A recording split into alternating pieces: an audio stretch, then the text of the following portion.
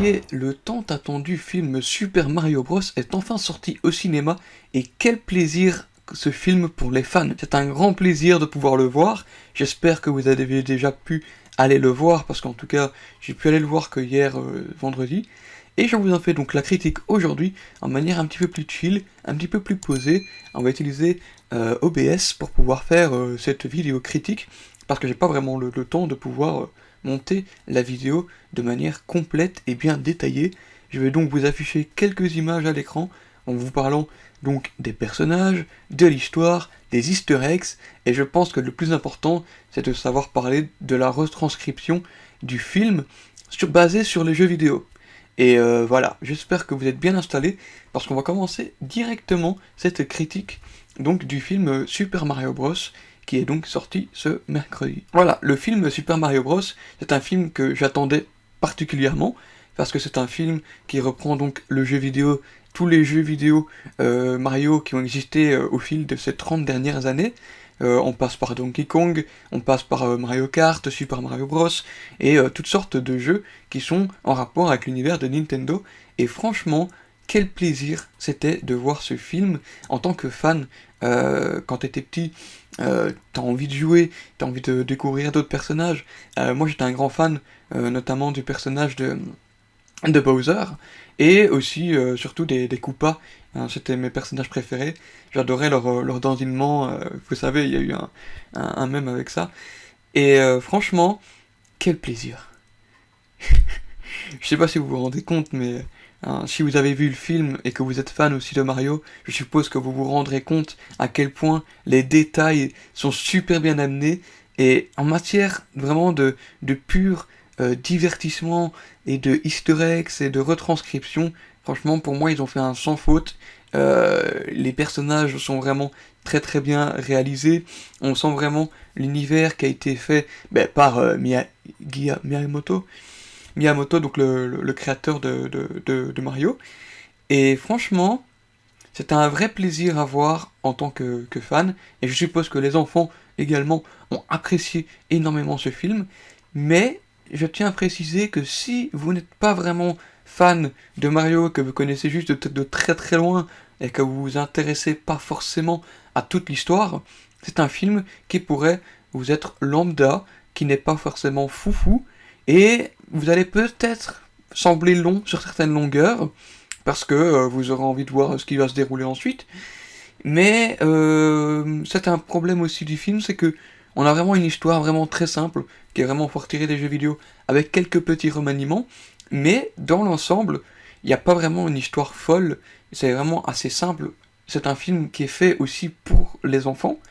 On voit que vraiment l'intention de ce film, c'était de viser le grand public, les familles, on va dire plutôt, les enfants, les parents qui vont voir le film ensemble, mais aussi les fans du jeu vidéo, pour pouvoir donc découvrir ce jeu vidéo adapté au grand écran. Voilà, donc par rapport au film, au niveau des décors, au niveau des personnages, je trouve qu'ils sont très très bien retranscrits. Il y a certains moments, ça fait un petit peu jeu vidéo, mais c'est normal, hein, c'est de l'animation. On sait que le studio Illumination avait déjà réalisé Moi Moche et Méchant auparavant. Et ici, ils sont de retour avec le film Super Mario Bros, qui est donc l'adaptation du jeu.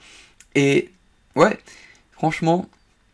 après, c'est vrai qu'au niveau des transitions, au niveau du montage, c'était bien réalisé aussi. Il y avait des beaux mouvements qui étaient amenés dans le champ de l'image, etc. Ça, de ce côté-là, c'était très très beau aussi. Bien que je trouve pas qu'il y ait de plans bien iconiques. Il y en a peut-être un ou deux sur tout le film. Comme vous voyez à l'image, vous voyez qu'il y a le côté du pays noir et de l'autre côté du royaume des champignons. Il y a aussi cet aspect dans le film, on fait vraiment la comparaison entre ce côté Bowser, où il y a beaucoup de lave, beaucoup de feu, et tout ce côté noirceur, avec un côté du village champignon, qui est beaucoup de lumière, beaucoup de bleu, de couleurs. Et on ressentait un petit peu cet aspect, mais mis à part ça, il n'y a pas vraiment de plans qui sont vraiment iconiques et qui restent en tête, bien qu'il y a aussi, au niveau de certains plans, de certaines scènes, où on voit qu'ils sont filmés sur le côté de profil, pour faire tout de suite une référence aux jeux vidéo également. Donc ça j'ai bien aimé également aussi. Mais voilà, comme je dis, dans l'ensemble, c'est un film qui a été fait pour les fans et pour les jeunes. Ils sont pas vraiment cassés le cul à chercher une idée derrière, une idée révolutionnaire. Ils ont vraiment adapté ça le mieux possible, le plus fidèlement possible, sans vouloir trop prendre de risques. Et personnellement, ça ne m'a pas dérangé. Je vous jure que pendant les 1h30 de film, j'avais la banane. J'étais heureux de retrouver Mario. Et toutes les références. Et il y a même un petit caméo dans le film. On y reviendra après en partie spoiler.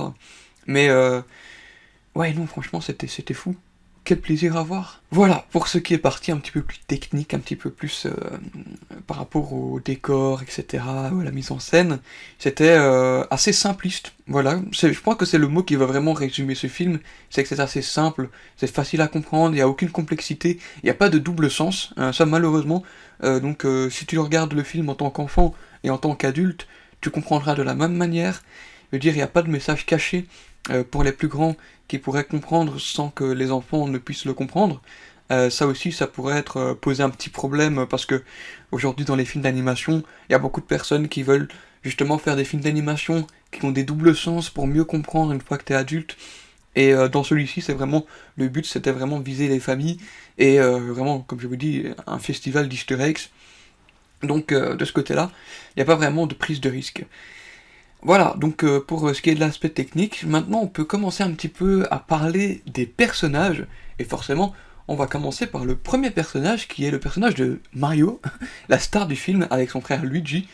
Mario qui est donc le personnage doublé en français par je ne sais plus qui, mais il y a la meilleure VF possible, oui parce que sachez que j'ai été voir le film en VF, et que la VF de Mario est vraiment formidable. J'ai adoré découvrir sa VF au cinéma, et je pense que c'est le personnage qui a sa meilleure VF dans le film. Luigi a une VF aussi qui passe plutôt bien, et Bowser, franchement, ça passe aussi. Mais voilà, au niveau de la VF de Mario, c'est celle qui sort du lot, et le personnage de Mario, ben, ça fait bizarre de voir un peu la vie de Mario en dehors du royaume de champignons au tout début du film. En fait, ce sont deux plombiers, donc je vais vous mettre l'image aussi, excusez-moi. Voilà, Mario et Luigi, donc vous savez, ce sont deux plombiers qui sont de Brooklyn et qui essayent donc de pouvoir monter leur propre entreprise et de pouvoir sauver Brooklyn, entre guillemets, ils le disent plusieurs fois dans le film. Et il y a vraiment cette relation fraternelle qui fonctionne très très bien dans le film, je trouve. On retrouve Mario et Luigi, ils sont vraiment très fusionnels, ils font tout à deux. Et il y a aussi ce petit moment au début du film où il y a des petites remises en question. Je reviendrai plus tard en spoiler, bien évidemment. Mais franchement, Mario et Luigi, deux personnages que j'ai appréciés parce que ce sont des personnages avec qui on a grandi étant petit, et les retrouver à l'écran, ça fait toujours plaisir. Voilà. Après, je suppose que si vous êtes quelqu'un qui n'a pas forcément suivi l'univers de Mario, je sais pas si vous avez la même approche, mais en tant que quelqu'un qui a grandi avec tous ces jeux vidéo, c'est quelque chose de particulier de retrouver ces personnages à l'écran. Donc le duo Mario-Luigi a fonctionné toujours super bien, aussi bien quand Luigi était tout seul. À un moment, Luigi se retrouve, parce que vous savez, l'histoire de base du film, c'est que ils sont aspirés dans le royaume des champignons, pour Mario, et le pays noir, donc le royaume de Bowser, pour Luigi, ils sont séparés, et donc l'histoire du film, tout simplement, c'est que Mario va tout faire pour retrouver son frère et pouvoir le ramener chez lui à Brooklyn. Et oui, il y a vraiment toute cette différence entre Mario, qui est quelqu'un de plus courageux, plus valeureux que son frère, qui est un petit peu plus trouillard, et on le retrouve très bien dans ce film, on le savait déjà dans certains jeux vidéo, on ressentait vraiment la différence entre les deux personnages, et on sent, je trouve qu'ils ont vraiment bien retranscrit ça également, et le personnage de Luigi est quand même attachant, il est mignon et drôle par moments, et j'ai bien aimé donc retrouver ces deux personnages principaux. On va ensuite passer à un autre personnage qui est très intéressant, c'est le personnage de la princesse Peach, qui pour une fois n'est pas la princesse à sauver. Et ça, c'est un petit changement qui change des jeux, c'est que d'habitude, ben, Mario, il doit aller dans le royaume des champignons pour sauver la princesse qui a été kidnappée par Bowser. Alors, le pitch de base ici, c'est que Mario va devoir sauver son frère, et il va faire donc appel à Peach, qui va donc l'aider, et on sent vraiment une Peach en tant que femme forte, et qui a été entraîné par les Toads, qui en ont fait sa princesse, leur reine même, et donc cette Peach va être là au milieu de tous ces Toads, et on va sentir que elle a de l'expérience en matière de parcours, avec les blocs, vous savez, comme dans les jeux vidéo, les blocs, les Lucky Blocks, comme on appelle ça. Et franchement, Peach est un personnage qui a un développement plus important, je trouve, que dans les jeux. Après, j'ai pas forcément joué à tous les jeux, mais de mes souvenirs, Peach n'était pas aussi importante, c'était plus la reine, la princesse à sauver. Et ici, elle a vraiment une importance beaucoup plus capitale dans ce film. Elle mène les reines un peu parce qu'elle connaît le monde champignon, les deux autres royaumes aussi, le royaume des singes, etc. Le royaume de la forêt, je pense qu'ils appellent ça. Et non, franchement, le personnage de Peach est une bonne surprise, parce que je ne m'attendais pas à ce qu'elle ait une importance de la sorte dans le film, et on en reviendra plus en détail en spoiler, bien évidemment. Ensuite, on passe au personnage de Toad. Toad, pour moi, c'est mon personnage préféré du film. Il est trop mignon, il est trop drôle, et c'est vraiment le Toad vaillant, petit guerrier qui veut protéger tout le monde, par rapport à tous les autres Toads qui sont là un petit peu plus en tant que suiveurs. Lui, il se démarque un petit peu des autres, il est un petit peu plus vaillant, comme je viens de le dire. Et franchement, quel personnage super mignon et super drôle. Et il y a des moments dans le film comme ça où... Ah voilà, c'est quel plaisir de retrouver une fois de plus ce genre de personnage. On passe ensuite au grand méchant de ce film, Bowser. Bowser, qui est aussi un GOAT. Je tiens à préciser parce que j'adore Bowser, hein, donc vous savez, les royaumes Koopa, tout ça. Franchement, Bowser, quel charisme, quelle puissance, et quel... Comment on appelle ça ouais, il a vraiment une carrure, c'est le roi des tortues, et le roi des Koopas même. Et j'ai bien aimé sa relation qu'il avait avec son second, qui est doublé en français par Donald Renew, qui est hilarant également. Euh, donc le but de Bowser, c'est vraiment pouvoir conquérir tous les royaumes du monde champignon, et... surtout de le faire avec la princesse Peach, donc il va tout faire pour pouvoir se marier avec elle et de faire en sorte que ces deux-là puissent régner ensemble sur le monde des champignons. Je sais pas si c'est le monde des champignons ou si c'est un royaume à part, mais dans tout cet univers de Mario. Donc personnage de Bowser qui chante, même dans le film, j'étais surpris. Il a vraiment... je m'attendais pas à ce qu'il chante, et tu sens qu'il est amoureux. Et, voilà, donc il y a ce côté méchant, mais il y a aussi ce côté petit cœur de pierre qui se fissure quand il voit Peach. Donc ça c'était drôle également. Et franchement le Bowser, la VF de Bowser, franchement fonctionne super bien. Et ouais non, Bowser, tu sentais qu'il avait une présence, quand tu le voyais à l'écran, tu sentais que tout autour de lui tremblait. Et ouais, il est vraiment très bien réussi également. Et j'aurais bien voulu pouvoir voir le film en VO. Je pense que je vais pouvoir le regarder une deuxième fois pour pouvoir avoir la VO de Jack Black. Parce que Jack Black, je pense qu'en Bowser, il doit tuer. Il doit être foufou. Ensuite, on a le personnage de Donkey Kong. Donkey Kong, qui est un personnage un petit peu plus en retrait dans le film, mais qui a toujours aussi une petite importance. Il a une petite intrigue qui vient se dérouler avec Mario. Et Donkey Kong, quel plaisir de pouvoir retrouver ce combat, comme vous connaissez le jeu Donkey Kong, où il lance des tonneaux sur Mario. Franchement, c'était une très belle séquence, j'ai adoré cette séquence-là. Et non, Donkey Kong est présenté comme un fils à papa qui essaye de tout faire pour le rendre fier, mais qu'on le prend toujours pour une andouille, pour un débile. Mais il a su montrer certaines choses dans ce film. Et c'est un personnage qui est en VO doublé par Seth Rogen, mais apparemment la VO de Seth Rogen n'était pas terrible, donc visiblement ici la VF ça passait, hein, pour un personnage de Donkey Kong. Après, Donkey Kong ne parle pas beaucoup dans les jeux vidéo, mais quel plaisir aussi de pouvoir... bah franchement, je vous le dis, hein, je vous dis ça à chaque fois, mais j'ai adoré vraiment regarder ce film avec tous ces personnages différents. Ensuite, on va pouvoir passer dans une partie un petit peu plus spoiler, donc si vous n'avez toujours pas vu, excusez-moi, si vous n'avez toujours pas vu ce film, allez-vous-en, allez voir le film et revenez voir cette partie spoiler une fois que vous avez terminé votre visionnage. Maintenant que le disclaimer est passé, passons dans une partie un petit peu plus spoiler. Donc, on va revenir depuis le début du film, quand les deux frères donc sont de Brooklyn, vous savez, donc ce sont deux plombiers à Brooklyn. Je m'attendais pas, tout simplement, quand ils passent leur publicité au tout début, ils sont dans une espèce de pizzeria, je crois, Et juste à côté, il y a un personnage qui se retourne, il est en train de jouer à un jeu d'arcade, il se retourne, et il me dit c'est bizarre, il a une allure particulière le personnage. En fait, il était habillé un peu comme Mario, mais avec des vêtements un petit peu plus réalistes, entre guillemets. Et puis, il commence à parler, et il termine sa phrase par un petit wahoo, et franchement, je suis certain que c'est un caméo de la voix originale de Mario. Je sais plus comment il s'appelle, mais la voix originale de Mario, je suis sûr que c'était le caméo de ce personnage-là. On le retrouve aussi à la fin du film, donc ça fait plaisir d'avoir un petit caméo comme ça, intégré dans l'animation. C'était drôle à voir et c'était sympa. Donc les frères Mario et Luigi qui ont une famille, c'est la première fois qu'on voit un peu la famille de Mario et Luigi. Ils ont tous la même tête, ils ont tous des moustaches. C'était drôle aussi, voir un petit peu le papy à côté qui essayait de manger avec sa fourchette mais qui n'arrivait pas. Et à un moment, il voit à la télévision comme quoi Brooklyn, tous les égouts étaient... il y avait des jets dans tous les sens, et ils se sont dit qu'ils allaient sauver Brooklyn. Et c'est là donc que Mario et Luigi se font aspirer par un tuyau dans le fond des égouts de Brooklyn pour arriver donc au royaume des champignons. Donc Mario d'un côté, Luigi dans un autre monde, et ouais, c'est là que Luigi, il s'aventure tout seul dans ce monde des champignons, et il se pose des questions, il tombe sur des Skelerex, vous savez, les Koopas en forme de squelette.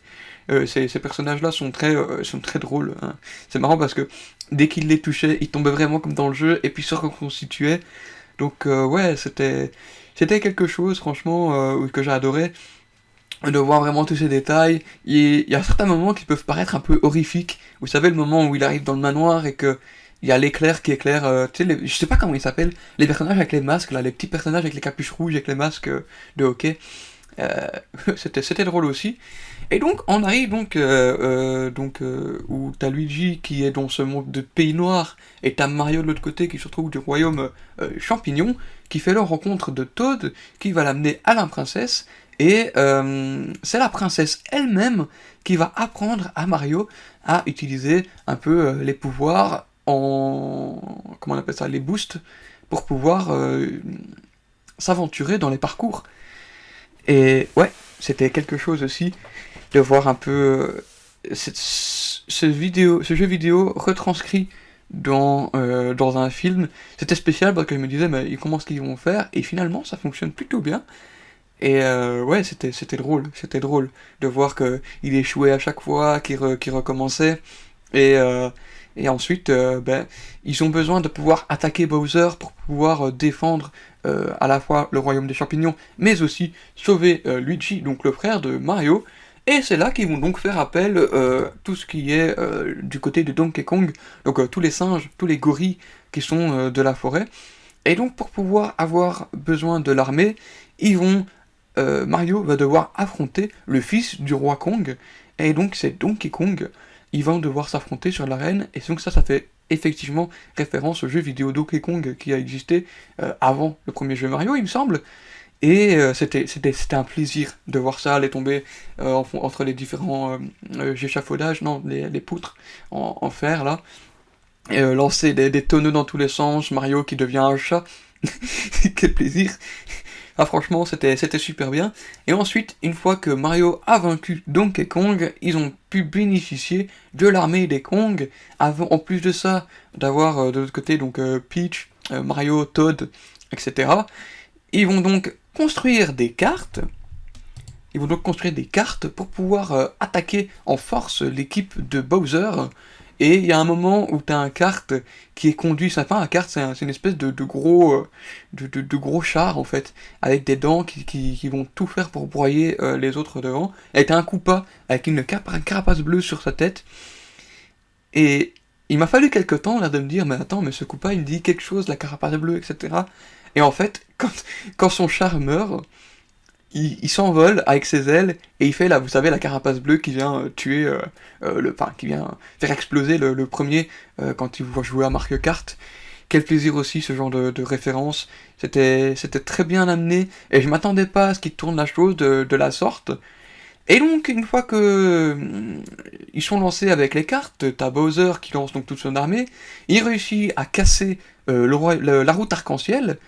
Mario et Donkey Kong vont tous les deux tomber dans l'eau, Et on va donc avoir un développement au niveau de Mario et Donkey Kong qui étaient un petit peu comme des rivaux parce que ils s'étaient battus juste avant. Et en fait, tu te rends compte qu'ils ont des points en commun, comme quoi ils essayent tous les deux de retrouver la reconnaissance de leur père, qui n'ont pas forcément, parce que d'un côté, t'as Mario qui s'est lancé dans la plomberie avec son frère, alors que son père lui disait que c'était des conneries parce qu'il avait quitté un emploi stable pour faire ce genre de choses. Et d'un autre côté, on a Donkey Kong qui essaie de rendre son père fier également, mais d'une autre manière, pour pouvoir prouver qu'il n'est pas juste un idiot. Et non, il y a ce petit développement-là, et on essaie de tenter vers quelque chose d'un petit peu plus sérieux par moment, et puis t'as la réalité du film d'animation pour enfants qui revient, quoi, pour casser un peu ce délire du sérieux, et je trouvais ça un petit peu dommage par moment, parce qu'on aurait pu creuser un petit peu plus ce genre d'intrigue, mais après, voilà, il faut pas oublier que c'est un film pour enfants, les enfants se seraient ennuyés si ça avait été trop sérieux par la suite. Enfin voilà, donc de ce côté-là, au niveau de l'intrigue, ils tombent dans l'eau, ils se font avaler par une espèce de grande baleine. Je sais pas si on l'avait vu dans les jeux vidéo cette baleine-là, mais elle me disait rien du tout. Ils réussissent à s'échapper. Pendant ce temps-là, Bowser avait kidnappé toutes les autres équipes. Et donc, ils sont tous envoyés dans des cages, comme ici avec Luigi. Ils sont tous envoyés dans les mêmes cages au-dessus de la lave. Et il y a ce petit personnage, un personnage bleu, c'est une forme d'étoile bleue, super drôle aussi, complètement barré, qui n'attend qu'une chose, la mort. Et voilà, donc c'était quelque chose également qui était assez drôle. Et tu sentais qu'il y avait tout ce côté dramatique d'un côté, t'avais les pingouins du début du film qui se retrouvent emprisonnés, t'avais Luigi, t'avais Peach, non pas Peach, parce que Peach a été récupéré par Bowser parce qu'il l'a kidnappé une fois, voilà, comme dans les jeux vidéo également. Il force Peach à se marier avec lui, et c'est là que Mario revient en force avec Donkey Kong, et il remonte tout le royaume champignon pour pouvoir sauver son frère et aussi le royaume champignon. Une fois que tout cela est fait, Bowser envoie donc la fusée, vous savez, la grosse fusée avec les dents, à la poursuite de Mario pour pouvoir détruire le royaume champignon. Mario réussit à la faire exploser dans le tuyau dans lequel ils sont arrivés, et c'est là que tout le monde du royaume champignon se retrouve à Brooklyn, dans la vraie vie, pour un ultime combat où Bowser va affronter Mario et Luigi pour pouvoir récupérer la fameuse étoile qui semble être super importante pour pouvoir régner sur tout l'univers, enfin tout le monde un peu fantastique. Et ouais non, c'était vraiment sympa cette fin de film. On retrouve à nouveau la famille de Mario qui sont là, qui sont super surpris de voir un peu tout ce monde débarquer. Et ils réussissent à vaincre Bowser, ils lui font avaler un champignon bleu qui le fait donc rétrécir à vraiment une petite taille comme ceci. Ils le mettent dans un bocal, et puis tu le vois chanter dans une cage. Enfin voilà, c'est un film assez divertissant et amusant. Quel plaisir de pouvoir retrouver tous ces personnages après des années à avoir joué aux différents jeux vidéo. C'est pas un film qui est mémorable dans son fond, voilà, j'ai envie de dire, mais plus dans sa forme. Dans la forme, au niveau des esthétiques, au niveau des easter eggs, tout ce qui est un petit peu au niveau des visuels, un petit peu derrière, etc. Vous allez retenir ce film parce que c'est un film où on te balance du Mario, du Luigi, du Peach, du Bowser, etc. Mais c'est pas un film que tu vas retenir pour son histoire. Hein. Ici, voilà, j'ai essayé de vous détailler un petit peu l'histoire, mais voilà, j'ai vu le film hier, j'ai essayé de vous détailler l'histoire, mais je me rends compte que j'ai déjà oublié certains passages.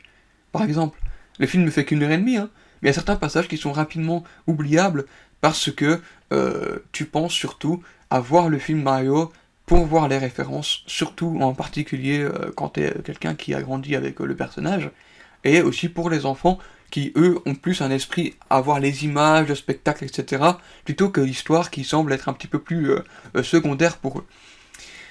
Voilà, je pense que j'ai beaucoup parlé pour cette critique de Mario. Je me suis beaucoup répété aussi, je suis sûr que je me suis beaucoup répété. J'ai sûrement bégayé parce que j'ai beaucoup de choses, beaucoup d'informations qui viennent à la fois. Merci à vous d'avoir regardé cette critique de Mario. J'espère que vous avez apprécié ce film. Si comme moi, vous avez adoré le regarder en tant que fan, ou si vous aviez un petit peu plus de réserve parce que vous vouliez un petit peu plus d'histoire, en tout cas dites-le moi en commentaire, j'aimerais avoir votre avis, ça m'intéresse de savoir comment vous appréhendez ou comment vous avez apprécié ce film, et voilà. Merci à vous d'avoir regardé cette vidéo. N'hésitez pas à me suivre sur tous les réseaux, à savoir TikTok et Instagram, pour ne manquer aucune de mes prochaines vidéos et aussi découvrir du contenu exclusif aux réseaux sociaux. Allez voir, ça fait toujours plaisir. Il ne me reste plus qu'une chose à vous dire, c'est à la prochaine pour de nouvelles vidéos. À très bientôt.